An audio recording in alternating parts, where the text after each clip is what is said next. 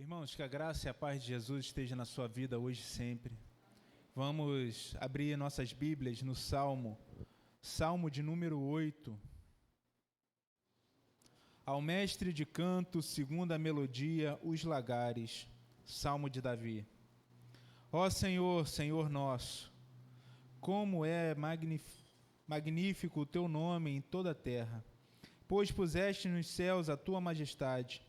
Da boca de pequeninos e crianças de peito, suscitastes forças por causa dos teus adversários, para fazeres emudecer o inimigo e o vingador. Quando contemplo os teus céus, obra dos teus dedos, e a lua e as estrelas que estabelecestes, que é o homem, para que dele te lembres, e o filho do homem, para que o visites. Fizeste-os, no entanto, por um pouco menor do que Deus, e de glória e de honra o coroaste. Deste-lhe domínio sobre as obras da tua mão, e sobre seus pés tudo lhe puseste. Ovelhas e bois todos, e também os animais do campo, as aves do céu, os peixes do mar, e tudo o que percorre as veredas dos mares. Ó Senhor, Senhor nosso, como é magnífico o teu nome em toda a terra. Irmãos, Salmo de Davi. Nós não sabemos em qual contexto esse salmo foi escrito, mas esses salmos que têm como base a melodia e os lagares, normalmente são salmos de alegria, de ânimo. Se você olhar para o seu texto, volta aí para a sua Bíblia, versículo 1 e versículo 9, você vai ver que é a mesma expressão repetida. E se você olhar o primeiro Senhor, está escrito todo maiúsculo, o segundo Senhor, só o S está maiúsculo. A sua Bíblia está assim? Não? Então, o que está tudo maiúsculo nos dois, você perde um pouco de senso em algumas coisas. O primeiro Senhor maiúscula e vírgula. O segundo Senhor, só o S. Ah, então está igual. Por que dessa diferença? Vocês sabem? Quando aparece Senhor tudo maiúsculo na Bíblia e quando ele não está maiúsculo? Sim e não. Vamos lá. O primeiro, todo maiúsculo, por quê? Porque está remetendo ao nome de Deus. Yahvé, o tetragrama que não tem tradução, na verdade. Nós chamamos de Yahvé, a tradução trouxe como Jeová, mas não tem explicação para esse nome. Não se sabe nem a pronúncia correta desse nome hoje. Então, aí é a forma como Deus se apresentou até para Moisés. Eu sou o que sou. E visa lá que o eu sou te enviou. Ali está remetendo a esse nome, o Yahvé. E o segundo Senhor que está aí é o Adonai. O Adonai ele tem a ver com a gerência de Deus, com uma posição. Ele como o gerente de tudo que existe. E aí você vai ter que entender um pouco disso para o que a gente vai conversar aqui hoje. Normalmente esse salmo ele é citado somente para mostrar a posição do homem, que o homem não é nada, que a gente é muito pequeno e mesmo assim o Senhor nos deu honra, glória. Mas o salmo não está tratando sobre o homem, o salmo está tratando sobre Deus. O salmo está tratando sobre a admiração, é um louvor de admiração pelo tamanho de Deus. Quem Deus é, o que Deus fez. E isso aí se expressa logo no início. Ó Senhor, Senhor nosso, como é magnífico o teu nome em toda a terra. E aí, tem mais uma questão aqui no início. Senhor nosso. Esse texto está mostrando para nós, essa música, esse salmo, que o Senhor ele é um Senhor nosso. Então está restringindo para quem está se falando esse salmo. Então esses salmos são para aqueles que são povo de Deus. Se você não é povo de Deus, esse salmo não é para você. Se você não é povo de Deus, você não consegue compreender essa profundidade. O povo de Deus chama Deus de nosso. O Deus não é teu Deus. É o nosso Deus.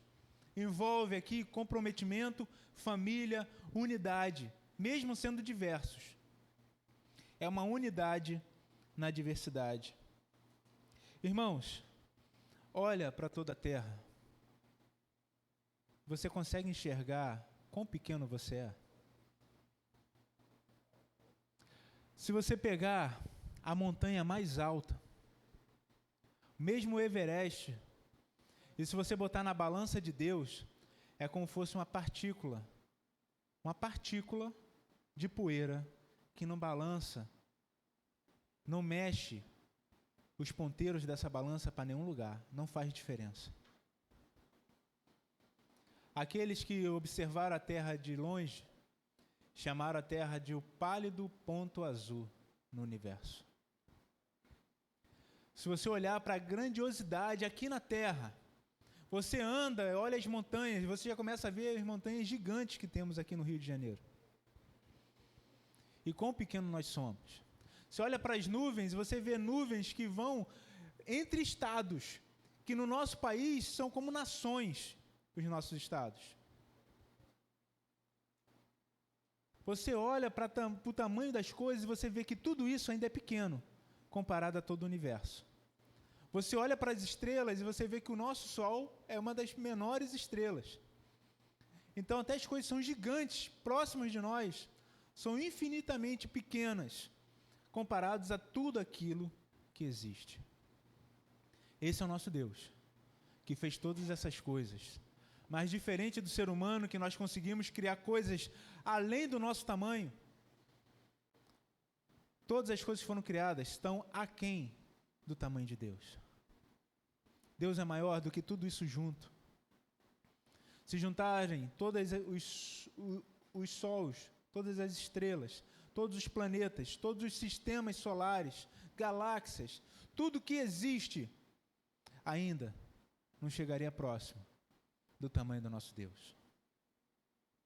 Esse é o Deus que nós servimos. Esse é o Deus que nos chamou. Esse é o Deus que você deveria confiar e amar de verdade. Se você olha para a imensidão desse tamanho, desse poder, dessa majestade, não há espaço, irmãos. Não deveria haver espaço mais na nossa vida para o medo, para a dúvida, para o receio. Deveríamos confiar, entender que Ele sabe o que é melhor para nós. Que Ele tem caminhos para nós. E o que passa na mente dele é muito além daquilo que pode passar na nossa mente. Davi, de uma maneira espantada, talvez admirado de tal forma, que coloca assim: como é magnífico o teu nome em toda a terra. Se você olhar aqui é uma exclamação. É como ele estivesse gritando isso, saindo do seu interior. Olha para tudo que existe, tudo mostra Deus. Mostra o tamanho do nosso Deus. Por isso não há desculpa para ninguém. Mas eu não ouvi falar sobre esse Senhor. Mas toda a natureza fala sobre Deus. Toda a criação. Não há desculpa. Não existe aqueles que não serão culpados pelos seus delitos e pecados no grande dia. Mas eu estou na ilha mais remota, no lugar mais longínquo. Não há desculpas. Então, se não há desculpa para esses, também não há desculpa para você e nem para mim. Que temos a leitura, temos toda a tecnologia e todo o acesso necessário. Não há desculpas. Se você não serve a Deus, não há desculpas. E se você não está servindo como deveria servir, não há desculpas. Às vezes nós nos fechamos nos nossos problemas, nas nossas dores, sentimos e deveríamos sentir mesmo, mas não podemos ficar sentados no nosso problema. Não podemos ficar parados diante da dificuldade. Se chegou até nós, é porque podemos resistir e suportar com o nosso Deus. E nada é tão grande para Ele. E nada é tão poderoso que o possa suportar. E não há nada que Ele não possa fazer, irmãos. E a porta que Ele abre, ninguém pode fechar. E se Ele fechar, não importa o que você faça, não abrirá. Confia no Senhor. No versículo 2, continua. E olha que interessante aqui, nessa comparação que Davi faz. Da boca de pequeninos e de crianças de peito, suscitastes forças por causa dos teus adversários, para fazeres emudecer o inimigo e o envigador. Olha, que a gente não coloca força nem poder numa criança. Não é isso? É um ser frágil. Ainda mais quando ele coloca aqui crianças e também crianças de peito, até bebês. E outra parte bíblica vai falar que das crianças provém o perfeito louvor. Irmãos, as crianças são importantes. As crianças são sinceras. As crianças mostram como deveríamos ser também. E você olha e você vê o seguinte: para que importa essas crianças? No texto fala que é para tirar a força dos inimigos de Deus, para deixá-los mudos. Crianças. Lá no domingo de Ramos, o Senhor entrando na cidade, as crianças começaram a gritar e a louvar: Hosana ao filho de Davi. E começaram a questionar Jesus sobre isso. Por que ele deixava que falassem isso dele? Aí ele vai falar justamente sobre esse texto também. Das crianças vem o perfeito louvor. Irmãos, Jesus, o segundo da Trindade, o Filho de Deus, um dia foi criança. Um dia ele teve que ser amamentado, cuidado, alimentado, protegido. O Senhor veio como ser humano completo.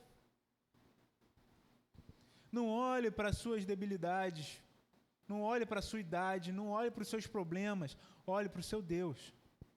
Que até da criança ele faz levantarem homens e mulheres fortes para combaterem o inimigo.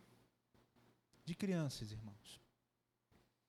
Se eu não me engano, foi George Whitefield, quando pregava, as crianças ficavam junto dele para ajudá-lo.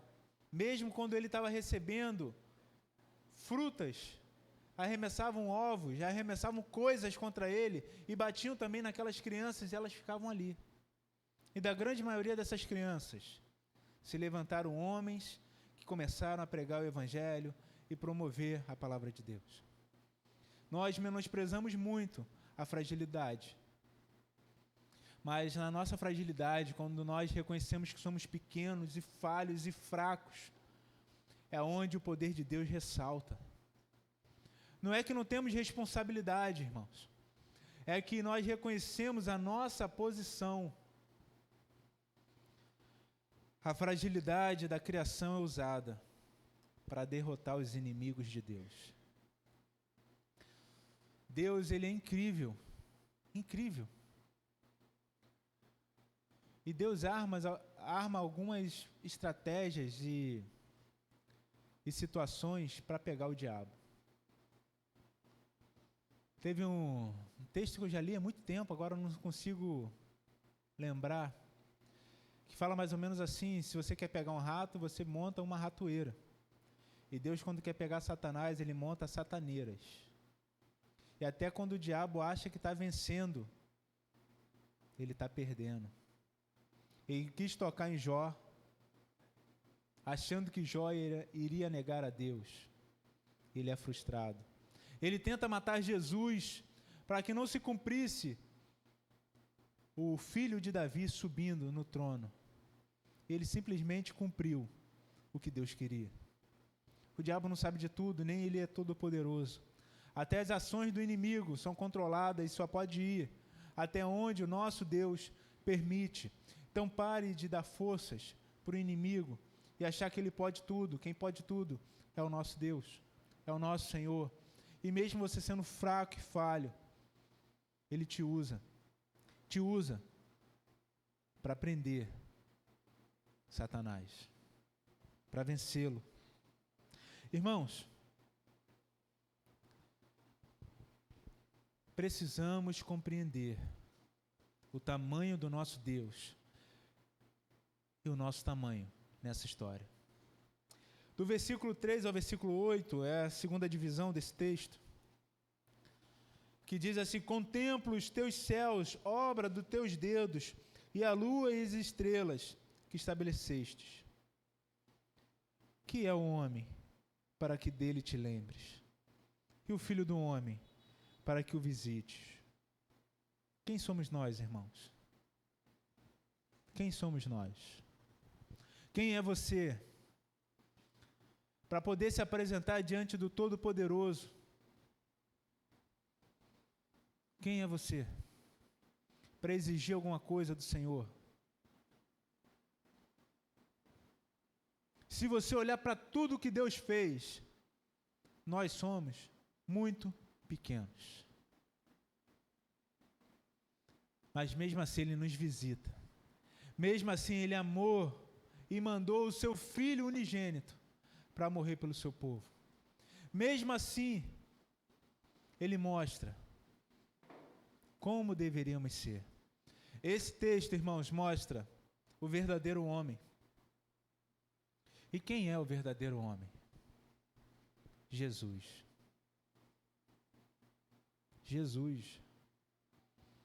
Na Bíblia, você vai entender que existem dois homens: Adão e Jesus. Ou você é de Adão, ou você é de Jesus. Nós já nascemos filhos de Adão. Essa mudança para filhos de Deus, através de Jesus, ela vem na conversão, na nossa transformação de vida, quando nascemos de novo. E ali, entramos numa posição diferente. Você olha para esse texto parece que está remontando a história de Gênesis 1 e Gênesis 2, que é a criação. O homem perdeu o seu status. O homem perverteu a imagem de Deus que ele possuía. Você tem coragem de ir diante do leão e do tigre e mandar ele se assentar e ele te obedecer? Você tem a autoridade ainda de chegar para a natureza e mandar ela fazer alguma coisa, ela obedecer, porque você é o vice-regente de todo o universo? Essa era a posição de Adão. Jesus, quando vem, e todos se surpreendem, que ele está lá dormindo no barquinho. Existe até um hino no nosso cenário. Ele está lá, quieto, dormindo, e todo mundo desesperado acorda ele: Senhor, não te dá que vamos perecer? A música é Mestre, o mar se revolta. Aí, o Senhor se levanta, fala: homens de pequena fé. E ele fala com o vento, ele fala com o mar, e a natureza obedece. Ele é o representante de Deus. Era assim no passado. Era assim no mundo sem pecado. Irmãos, e vai ser muito além disso no mundo por vir.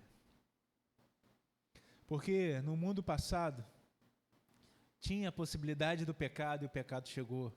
No mundo por vir, o pecado já não mais existe. Aí vai se cumprir o texto de Isaías, aonde você vai estar lá, a criança brincando lá com a serpente. Imagina, Emanuel.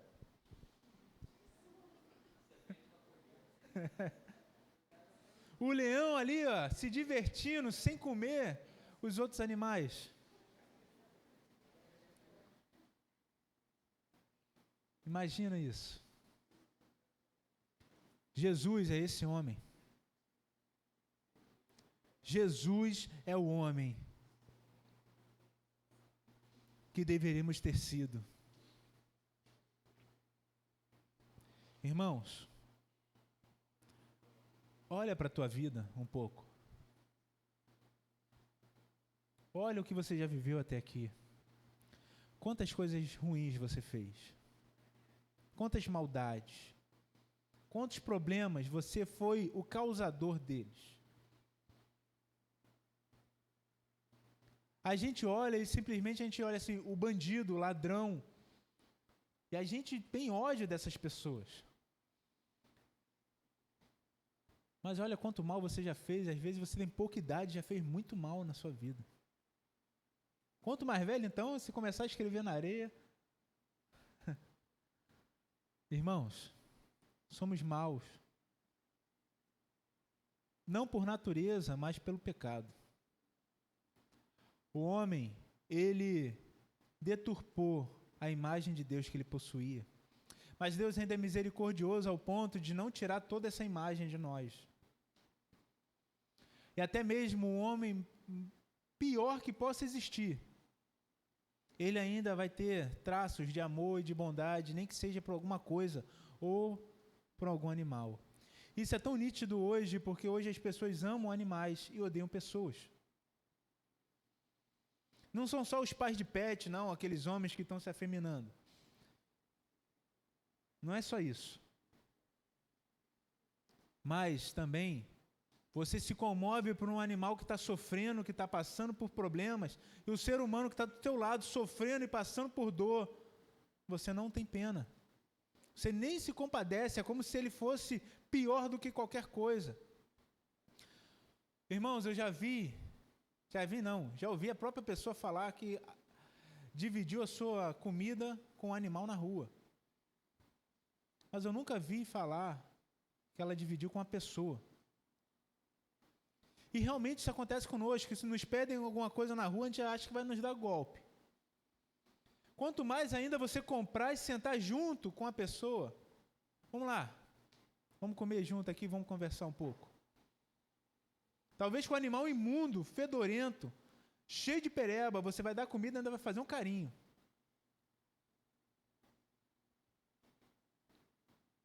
E com o ser humano, a gente tem mais nojo do que essas coisas. A gente não enxerga mais as pessoas. Isso são traços. Traços que deturpou a nossa imagem de Deus. Somos seres pensantes, racionais, sim. O Senhor nos visita e nos salva, irmãos. O majestoso Criador, magnífico, olha para você e te conhece. Ele sabe o que passa na tua mente e no teu coração. Ele te sonda. Ele não te deixa sozinho. Ele caminha contigo todos os dias da sua vida.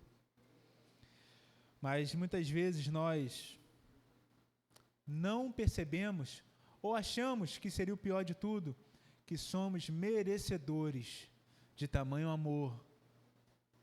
Somos merecedores que o Senhor faça por nós. Não somos merecedores. Quem é o homem?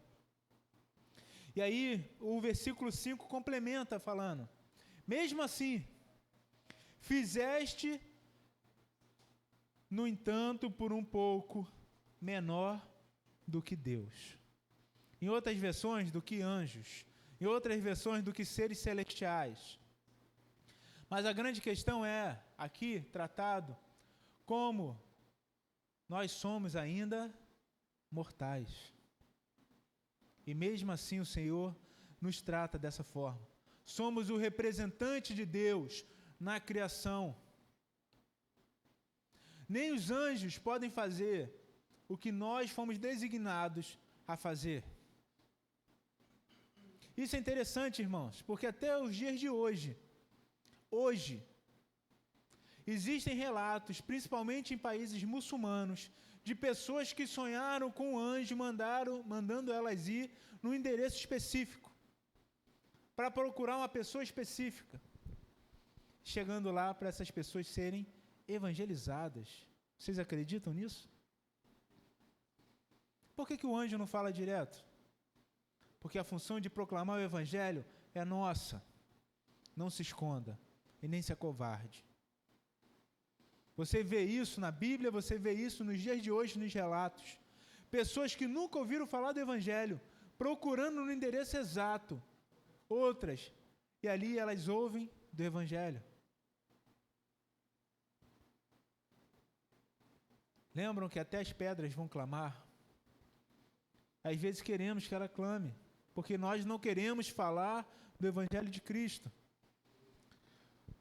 O verdadeiro Deus, o verdadeiro homem, aquele que veio à terra e morreu por nós, ressuscitou e está à direita de Deus intercedendo por nós, dia e noite.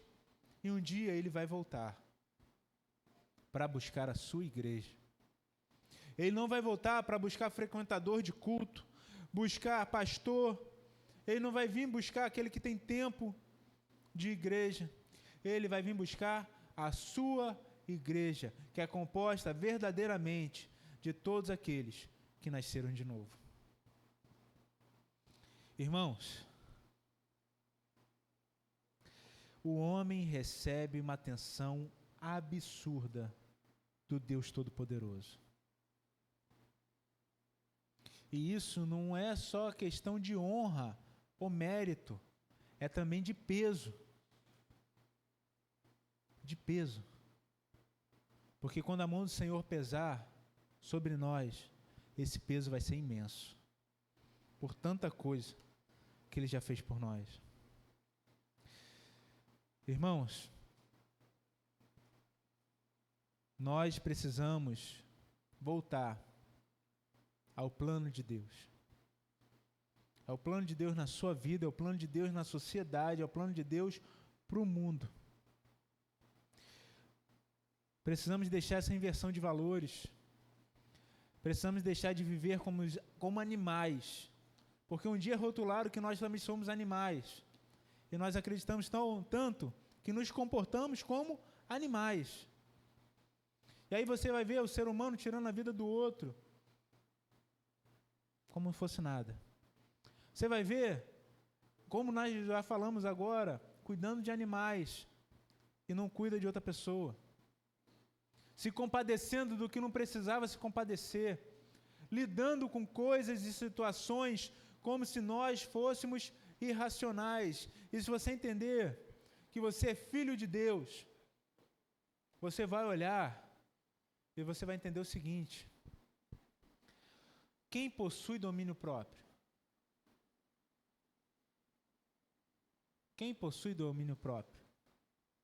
Somente quem?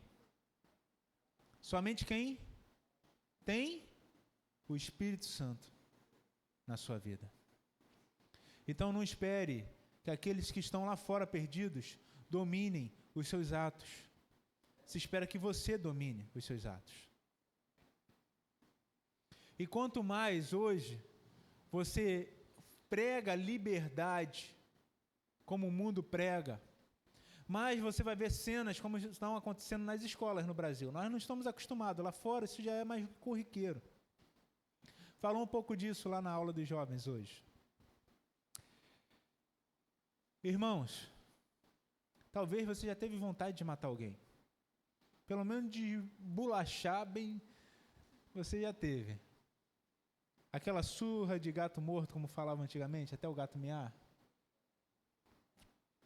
Não é possível que você nunca pensou sobre isso alguma vez na sua vida. E por que você não faz? Alguns não vão fazer por medo de serem presos. Mas se você não consegue fazer, dominar o seu impulso, isso vem do Espírito Santo. Então aqueles que não estão no Espírito Santo vão entrar na escola e vão matar, vão se vingar. E isso é perigoso porque foi falado por muitos anos nas igrejas da vingança, que você tem que se vingar. Você tem que lembrar o que a Bíblia diz. Quem é o nosso vingador? É o nosso Deus. Ele que vai vingar o seu povo. E dele é a vingança. Dele é a justiça e o juízo. Não cabe a nós ficarmos julgando e condenando. Vamos pregar, vamos amar e vamos combater o pecado, sim. Mas não queira que o teu inimigo sofra. Pelo contrário, Jesus, antes de morrer, orou por aqueles que o matavam. Estevão ali, a ponto de ser apedrejado, orou por aqueles que queriam matá-lo. E a visão de Estevão foi incrível, porque ele viu o próprio Deus. E assentado do lado dele, Jesus. Normalmente nós falamos que ninguém vê a Deus. Estevão viu. Antes da morte. Passam esses detalhes por nós. Irmãos, se você nasceu de novo, se o Espírito Santo habita na sua vida, você já tem a porção de Deus contigo. E você tem que ouvir essa voz que vem de dentro de você. Ouvir a voz de Deus. E não vai vir com show pirotécnico, não vai vir fazendo estardalhaço. Às vezes é simplesmente um sentimento. De você estar falando alguma coisa, estar numa situação, e quando você acaba aquele momento ali, já pesa na sua vida. Eu não poderia ter feito isso, eu não poderia ter falado aquilo. Isso é Deus falando contigo. Outras vezes você é alertado, não faz isso, não faz isso, não faz isso, tu vai lá e faz. Então, se nós temos o domínio próprio e nos chamamos de filhos de Deus, então toda vez que nós pecamos conscientes. Afrontamos a Deus consciente, porque queremos. Vamos abrir nossa Bíblia em outro texto que fala sobre esse, Hebreus capítulo 2, do 5 ao 9.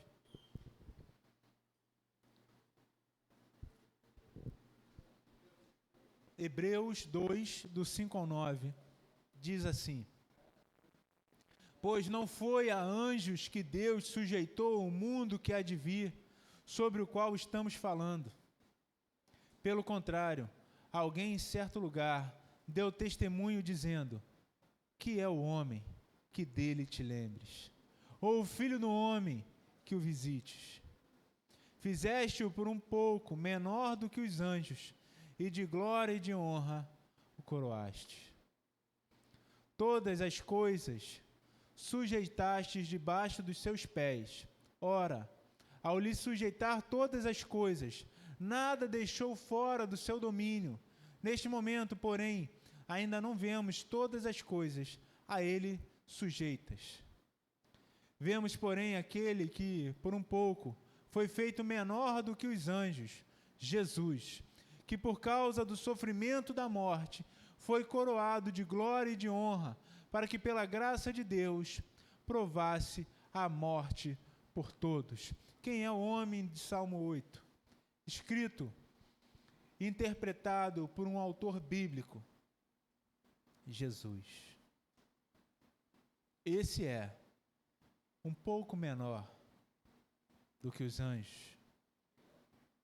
E ao ponto dele ser agora, depois de ter cumprido todo o propósito do Pai, ser colocado na sua posição novamente, acima de todo nome.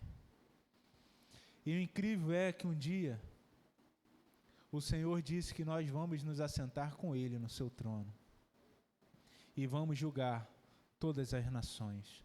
Não somos dignos. Ele morreu a nossa morte. Ele é o homem a quem deveríamos seguir. Outro texto, Paulo também fala sobre esse texto de Salmo 8, 1 Coríntios, capítulo 15, do 27 e o 28. 1 Coríntios 15, 27 e 28.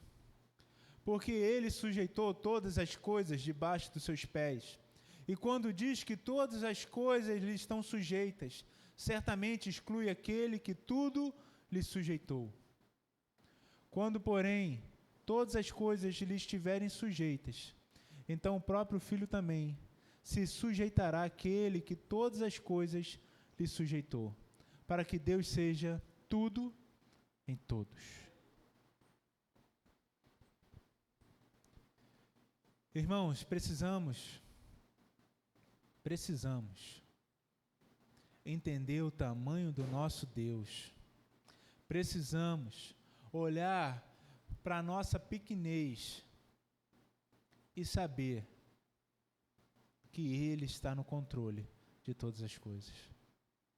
O Cordeiro que foi morto antes da fundação do mundo, o nosso Senhor Jesus, o Deus Todo-Poderoso, se fez carne, habitou entre nós. O nosso Deus, Ele veio para mudar essa história.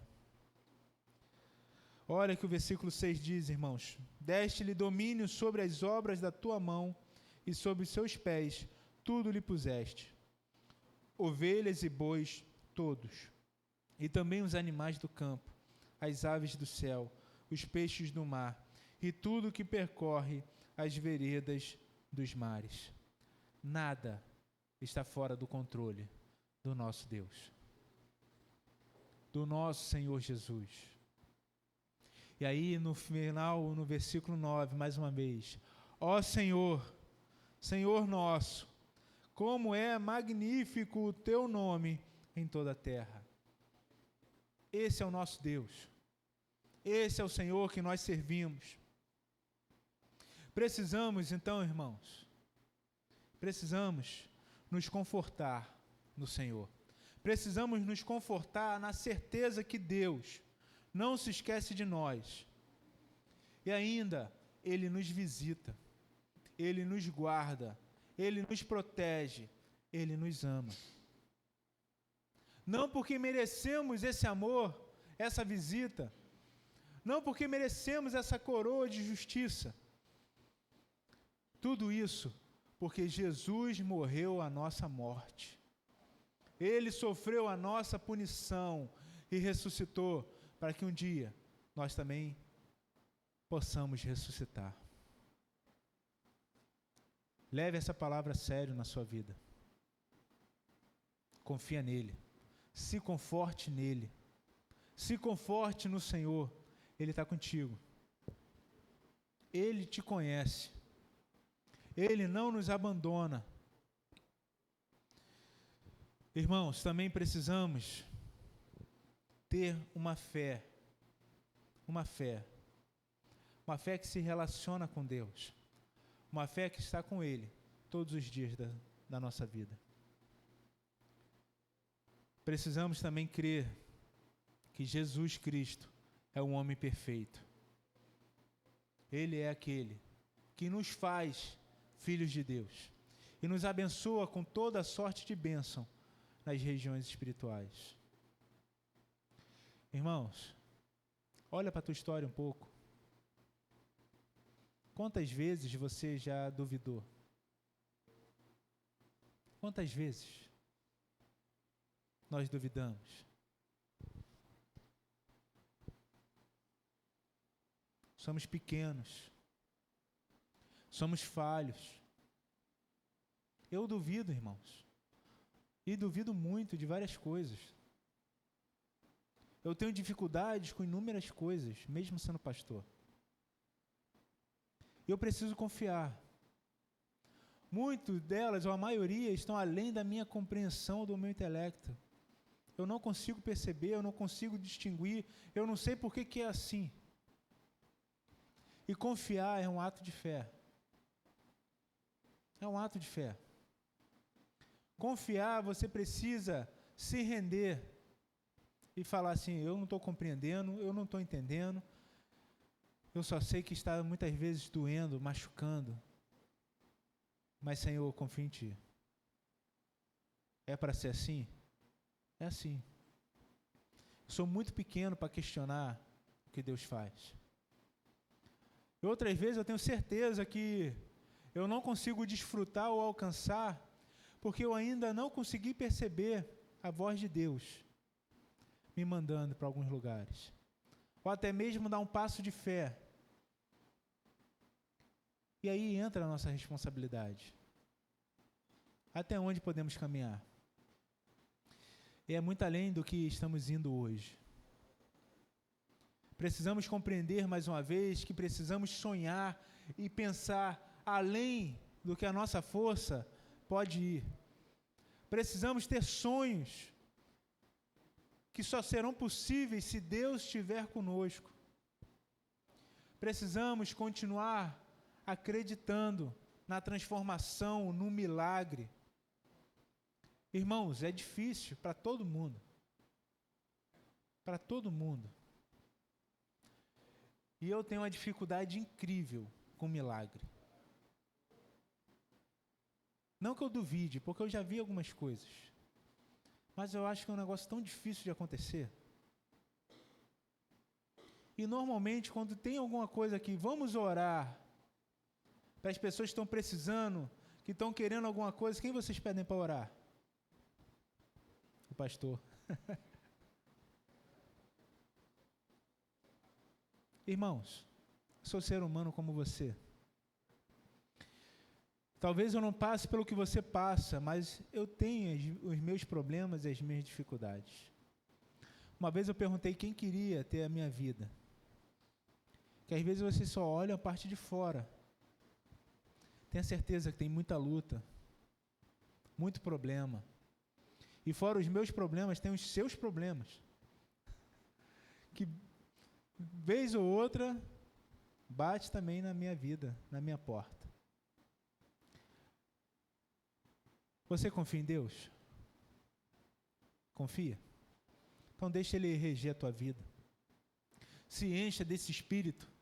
O Espírito Santo de Deus, deixa Ele penetrar todas as áreas da sua vida. Não seja responsável por apagar a chama do Espírito na sua vida. Mas deixa Ele penetrar naqueles pontos que você não quer dar o controle. Deixa Ele controlar todas as áreas, até aquelas que você tenta esconder. E aí se revista do novo homem. E aí você vai estar pronto para fazer a diferença e alcançar lugares que você ainda não alcançou hoje. Eu estou falando de posição, eu estou falando de dinheiro, eu estou falando de bênçãos, eu estou falando de cargos, eu estou falando de você ir também lá fora e proclamar o Evangelho. Eu estou falando de intrepidez no falar.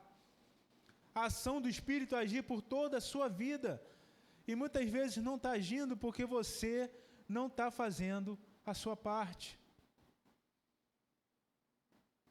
Faça a sua parte em nome de Jesus. Confia nele. Em todos os momentos. E se alegre nele. Vamos acreditar, irmãos. Porque o Senhor tem coisas grandes e tremendas. E está fazendo elas. Não deixe que o Senhor toque o teu irmão do teu lado e você saia daqui frio e desmotivado. Entenda que aonde você estiver e a palavra do Senhor for proclamada, você pode ser abençoado, enriquecido na sua fé e colocar isso em prática. Saia daqui entendendo que ainda somos pequenos. Mas o Senhor nos deu a responsabilidade de falarmos da sua palavra, do seu reino e sermos embaixadores. Embaixadores. E eu vou fazer aqui uma pergunta que eu tenho certeza que vocês esqueceram. Semana passada, na pregação, eu falei para vocês terem uma atitude essa semana. Vocês tiveram? Tentaram? Ou esqueceram? É de você não se contentar e vir para o culto sozinho. Convidar, chamar. Pode ter certeza, irmãos, que você vai esquecer de novo para a semana que vem. Sabe por quê?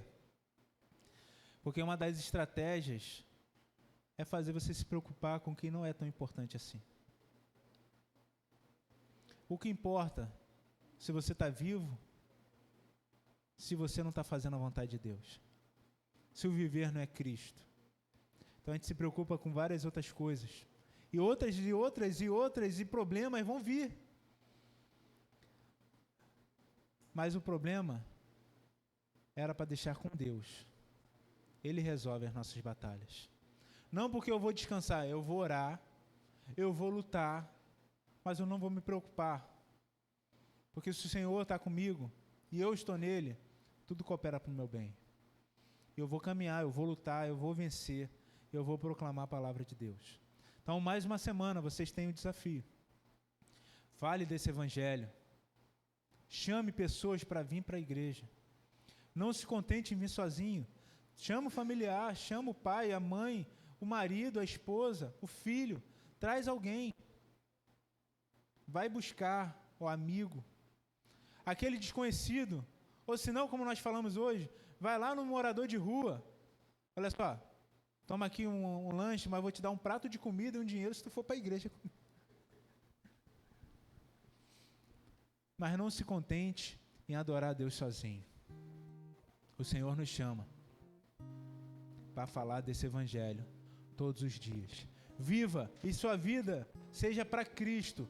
E no dia que você morrer, que a sua morte seja lucro. E você esteja com Deus para todo sempre. Que o Senhor nos abençoe, nos guarde, nos fortaleça. Em nome de Jesus. Vamos ficar de pé, irmãos. Tem mais uma música para cantarmos?